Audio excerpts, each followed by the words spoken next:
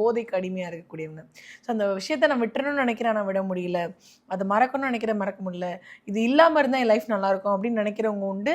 என் கணவருக்கு இந்த பழக்கம் இல்லாமல் இருந்தால் நல்லாயிருக்கும், இல்லை எனக்கு பிடிச்சவங்களுக்கு இந்த பழக்கம் இல்லாமல் இருந்தால் நல்லாயிருக்கும்னு நினைக்கிறவங்க உண்டு. ஸோ இந்த மாதிரியான விஷயங்கள், போதை இந்த மாதிரி விஷயங்கள் வந்து வெளியில் வர்றதுக்கு எந்த சிம்பிள்ஸ் ஹெல்ப் பண்ணும் சார்?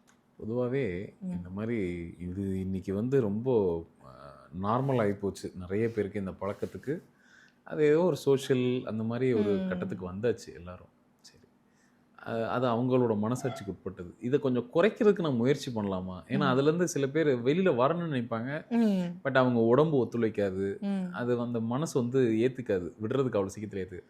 இருந்தாலும் நான் கொஞ்சம் வரணும்னு முயற்சி பண்ணுறேன் அப்படி நினைக்கிறவங்களுக்கு ஒரு சாவி, ஒரு கீ, நம்ம பூட்டுக்கான கீ இருக்கு இல்லையா, சாவி, அதை ஒரு படமாக ஒரு சிம்பிளாக ஏற்படுத்தி எங்கேயாவது நீங்கள் அடிக்கடி பார்க்குற இடத்துல, நீங்கள் ஆஃபீஸ்லேயே ஒர்க் பண்ணுறீங்க, செக் பண்ணி பாருங்கள். ஆஃபீஸில் ஒர்க் பண்ணுறீங்க, உங்கள் டெஸ்க்டாப்புக்கு நேராக மேலே ஒரு டேபிள் இருக்குன்னா உங்கள் கேபினில் சாவி படத்தை ஒட்டி வைங்க.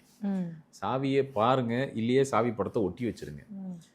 நல்லா அதை மட்டும் பார்த்துக்கிட்டே இருங்க, வேறு எந்த கான்சன்ட்ரேஷன் இல்லாமல். உங்கள் போதை பழக்கம் குறைஞ்சிக்கிட்டே வரும். ஒரு சாவி அந்த வேலையை செய்யும்.